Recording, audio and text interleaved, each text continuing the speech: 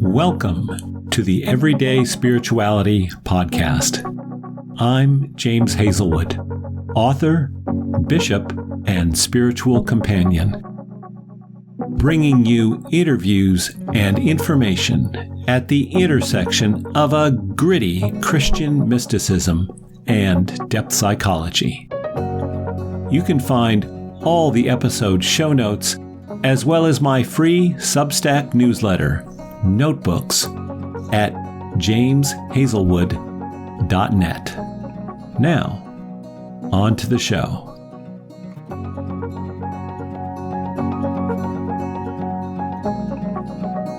Hello, and welcome to the October 2023 edition of the Everyday Spirituality Podcast, episode 90.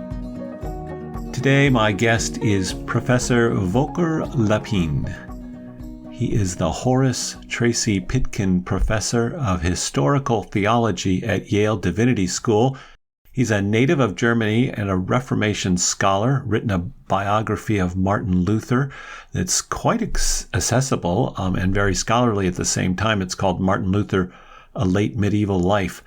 The reason I wanted to speak with Volker is because he has written an article entitled Luther, a Mystic, in which he makes the case that Martin Luther should be read less as a 19th century rationalist and more as a monk who immersed himself in all of the writings of the saints and mystics of medieval European Christian theology. So this is a great conversation with Volker, and I was pleased to do this in his office this past summer. And I thought on this Reformation Day, it would be a good day for you to hear this conversation with Professor Volker Leppin. All right. Well, welcome to the Everyday Spirituality Podcast. Thank you very much. Tell me a little bit about yourself and where we are today and your position. Yeah, as anyone who listens here will immediately hear I'm a German. So I grew up in Germany as a Lutheran pastor's son, and I came into the United States in 2021 and took over the position for medieval Christianity at Yale Divinity School. So that's the place where I'm teaching now as a Lutheran theologian in this context of various denominations studying theology. Wonderful. Yeah. And soon to be officially a Lutheran pastor in the Evangelical Lutheran Church in America. I'm very much looking forward to it. Yes, it's my country now. Yes, wonderful, wonderful. So I wanted to talk with you. By the way, those who are listening, this is different because most of these conversations are over Zoom, but we're in person sitting in your office here at Yale Divinity School. But I wanted to speak with you on the subject of spirituality because you wrote an article called Luther, a Mystic. And I remember finding this through the candidacy process. You had submitted this and was struck, first of all, by the title, which I had never thought of Luther as a mystic. And then read it, and it's a very, from my training, it's a very different perspective on Martin Luther. Can you tell us about this concept of Luther, a mystic? Yeah, sure. I'm glad to do so. Actually, there are two aspects in it. There's a more historical approach. I will start with it, and then it is more evolving the spirituality and theology of Luther. So coming to the historical aspect, we almost forget most time that Luther was a monk for almost 20 years. Even in the time when he already was a reformer, he still wore the clothes of a monk. He entered the order in 1505, and he did not unclothe these clothes of a monk before 1524, so it's almost 2 decades. And he identified a monk, even if criticizing, sure, the ascetic life, and especially the rules urging people to live in a certain style, But that was his education. And so in the monastery, he read, let's say, Bernard of Clairvaux. He read the German mystic Johannes Tauler. And he was excited about that. He was encouraged to read them by his spiritual advisor, John of Staupitz. And then he read especially those sermons of John Tauler. We still have this book. It's an advantage of being a German. You have all those books from Reformation time there, and you have this book in a very small library in Eastern Germany, in which you have the marginal notes of Martin Luther. And so he read this mystic, and then he said, "That's right." So or he said, "Have this in your mind, nota bene," in Latin, or a very good counsel. Bonum Consilium. He wrote at the margins, and we see he was excited about how Johannes Tauler dealt with passivity of human being, meaning everything what you are as a human being, you get from God. It is not your own. It is what God gives to you. And there we are. That's the second point. Now I come from a more historical approach to a more, let's say, systematic or constructive Right. So approach. Martin Luther was a monk, lived in a monastery, an Augustinian monastery. And as you tell that, it reminds me of, I can't quite find it, but Joseph Campbell, the mythologist, when asked by Bill Moyers in that television series that's now 30, 40 years old, about Martin Luther, and he I believe it's there, he made the distinction between Luther and Melanchthon, and he said the difference is that Luther, what you see is a man having a love affair with God. It was I think growing from this experience that you described, this passionate love of God that you don't get everywhere else. Good point. So to add it, Melanchthon is always right, but sometimes a bit boring. That's perfect. And so, looking at Luther, it is a love affair. It is the kind of love you have to your Father. It is we call God our Father, or nowadays we also would call them our Mother. However, for Luther, it was the Father. And when he came to explaining the Our Father, he said there's no sweeter word in our world than Father. And all of us know he had many struggles with his biological father. They didn't agree about many things, especially his father was upset about his son going to monastery. And nevertheless, Luther said, this is my sweet relation, this is my Father who embraces me, and like we get it all from our Father, we get our life from our Father and our Mother, so we get our life from our Father, Mother, who is God. That's indeed an interesting link to this kind of passivity. Everything is gifted. When you say that you use the word passivity, what do you mean by that? Because I think when I hear passivity, I think lack of participation. Right. So that's now my Latin brain, which comes in due to my German education, humanist gymnasium. Talking about Latin, you have the word pati, which you can translate as suffering or as being passive. And both comes together, and there we are in the core mystical experience of Jesus Christ suffering. So you can say there was this passivity, this passion of Jesus Christ, who suffered in passivity, and we follow Jesus Christ in also being passive. That means accepting a gift. So you are asking, is there nothing from my side? That's a huge debate, actually, and I'm a bit different to many of my German colleagues, following a new approach, especially in Finland and in Danish research, who say giving a gift and accepting a gift always involves you.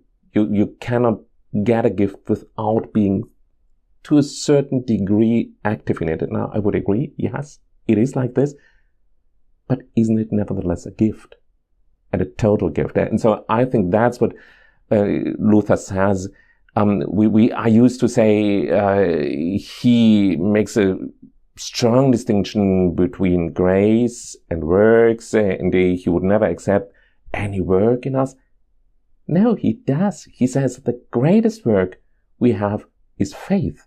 And so in faith, we accept this overwhelming gift coming from God. And there we are in what I like to call transformation of mysticism in Luther. Sure, he's not a person of the 14th century. As Tauler was, he lived 2 centuries later. So he transformed what he had, and he came to what we are used to call the doctrine of justification. That's it. This teaching, we are justified by God. We accept God's gift. You can put it in a mystical way, or you can put it in a more orthodox Lutheran way. My wife is a parish pastor, and when she teaches this, she often brings a gift to the class that's wrapped up, and she says, here's a gift, who would like it? And then some people are very reluctant, and then finally somebody will say, usually it's the youngest person in the room or the very oldest person in the room, but if it's a child, they're very enthusiastic, and then they'll open the gift. And similarly, this act of grace is a gift, but our participation is opening that gift, is the metaphor that she's using. By the way, it was Melanchthon who made this very clear in the end of his life. He was accused to give too much power to the human side, but I think he was just right. And if we read Luther in an open way, we would see he also approached this way of, yes, you have to unwrap your gift, and that's your part in it. So Luther, a mystic, the first piece being this historical piece that we must remember he was a monk, and then the theological piece, I assume, is where we are now in this exactly, yes. Yeah, and we can even go further. It is not only about justification, which is very central for Lutheran belief. It is also about Eucharist. He describes Eucharist in a mystical way. He says Eucharist unifies us with Jesus Christ, which is a very mystical term to say there's a unification. And also Eucharist unifies us with the other believers. So it's a great union which happens through the Eucharist. He uses a linguistic image for this, which I love very much. He says, we are one cake with Jesus Christ. One cake. And I personally love cakes. Oh, that's interesting. I didn't know this. And that is really what it means, especially when we see what the word Kuchen, the German word Kuchen, cake, meant in the 16th century. It was the cake which you can eat, but it was also the dough. And if you think what a dough is, you put something into, some eggs and some flour or whatever, you put it together, and then you cannot separate it. And that's what happens, and that's really radical mysticism. Most mystics would say you can separate Christ and us after a certain moment of mystical union. Luther says no. It is all together in one cake, because not only we individually are a cake with Christ, but the whole congregation is a cake with Jesus Christ. Christ, to take up Dietrich Bonhoeffer, Jesus Christ existing as a congregation. That's it. That's a mystical image. That brings tears to my eyes, that the idea of the unification, and that you cannot then separate it once you have brought these together. That is quite profound. It means Jesus Christ is always with you. And that's something we can resonate about. That's really the message of justification. Even if you don't want God and Jesus Christ to have with you, He is there. That was going to be my next question. Yeah. Because, and maybe this is the works aspect that's often talked about, is, I can imagine some people listening to this, well, what can I do? It's already done.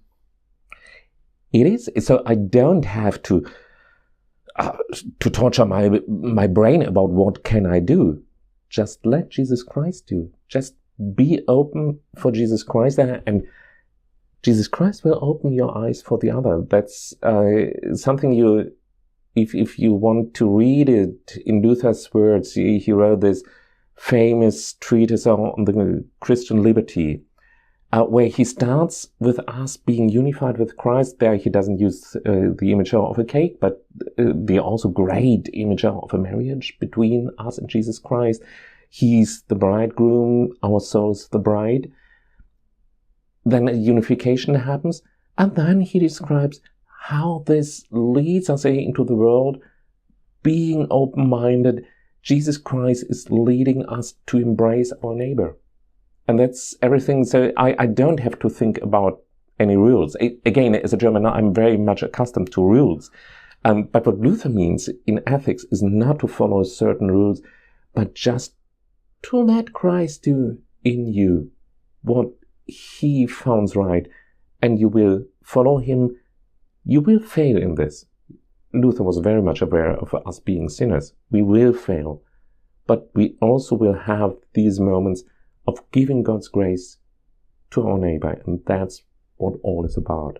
So this is really where mysticism, which has been criticized as, at least in its more modern understanding, as being a self-centered, just me and God.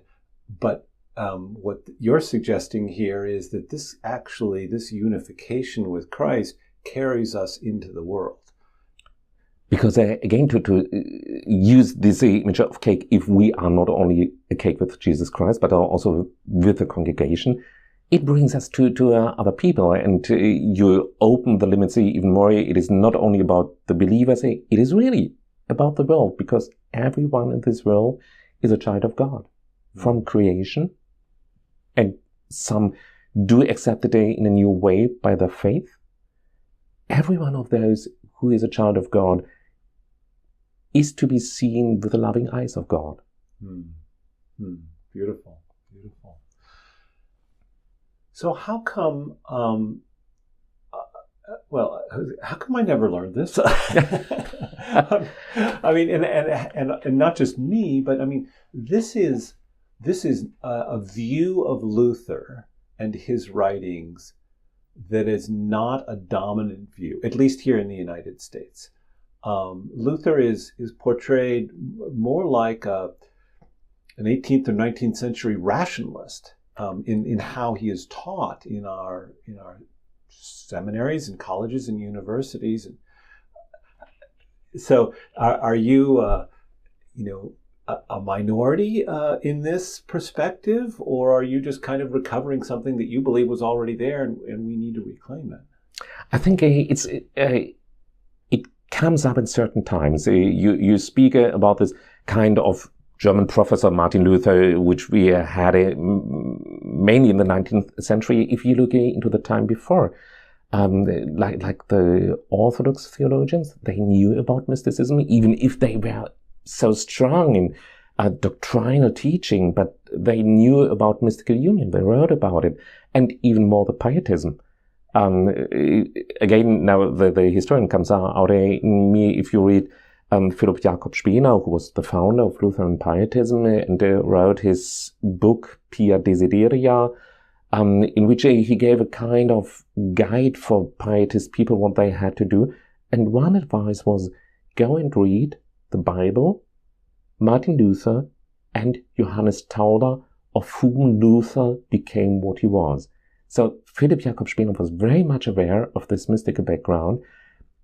That's why I, to a certain degree, love those pietists who say, yes, we just want to follow this way of being open to God, and we can be so because God is open to us and opens us.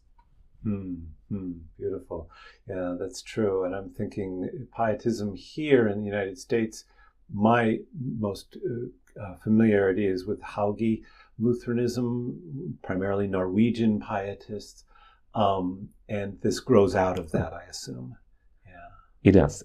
Absolutely, yes. Yeah.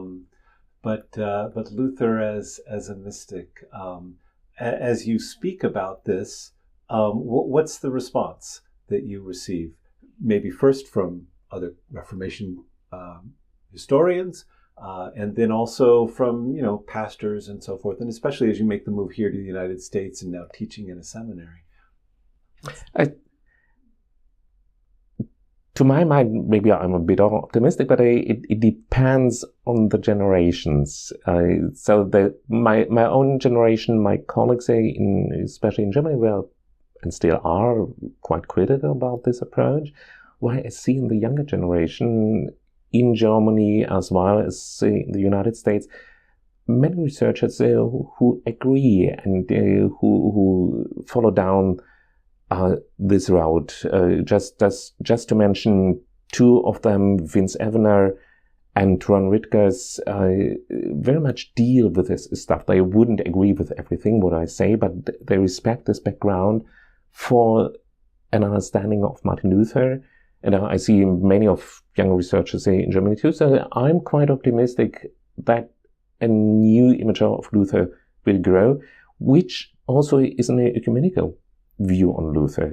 So if you are asking for response, the worst response was by some Reformation researchers and professors in Germany. Much better response came from pastors who said, yes, that's something I can deal with in our time. I don't need a Luther sitting on his teaching chair and telling me some doctrine. I need a Luther who opens a path to spirituality.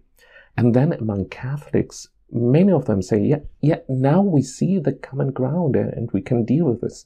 And the most moving moment I had in my life when I was talking about Luther and mysticism in Dublin, so in Ireland, very Catholic environment. And there was one elderly lady in her 80s, I think. She listened, and afterwards she told me, I never thought about Luther like this. I thought he was a heretic, but now I can start to love him. That was so moving. That is beautiful. And having just been in Ireland and Glenstall Abbey this past winter, I know the flavor of that as a Benedictine community there. Very responsive. Interesting, fascinating. All right, so is there anything else in this piece before I ask you about what's next for you? I think we can think about the next steps. So Okay, what I'm trying now, I'm just almost closing a book in which I try to put this mystical background of Luther in a more broader context. So seeing he was not only trained in mysticism, he was also trained in scholasticism, he was trained in humanism. So I tried to bring all those traces together and to understand Luther through his life, by his educational background, taking him as someone who again transformed a lot, but also took part in many medieval debates. It is very fascinating to see how some of this medieval stuff came back in his later years. Like we sometimes also experience. We have to go new ways. And then 20 years later, you might say, oh, not everything what I learned with my parents or my teacher was wrong. And that happened to Luther too. So in his late years, he picked up a lot of scholasticism. He was more explicit about some content of mystical thoughts.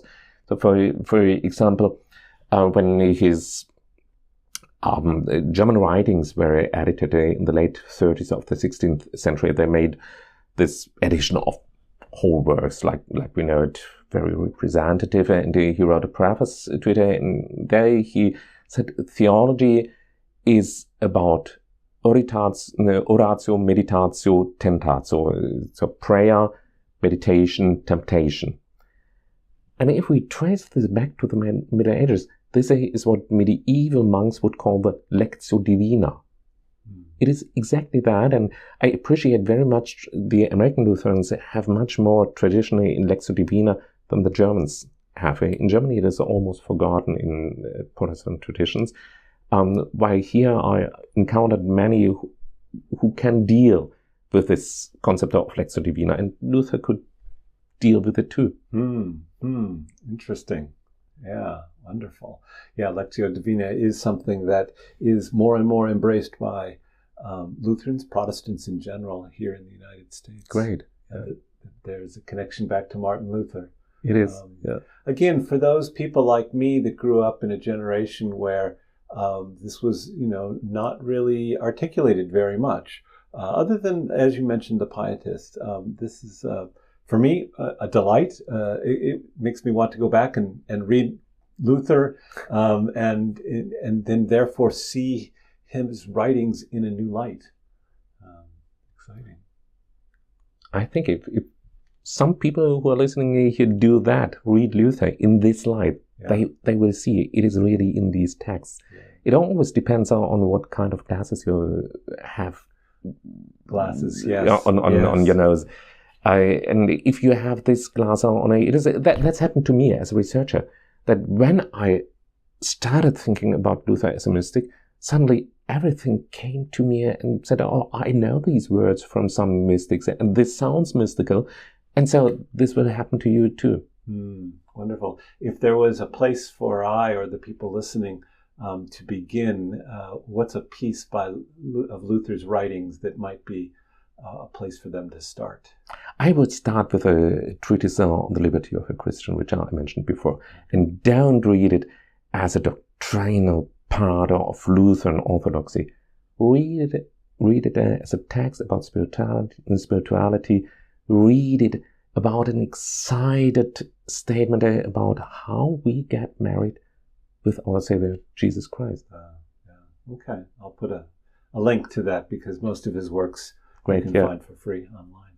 Well, good. Thank you so much for this conversation. Thank you so much. Yeah.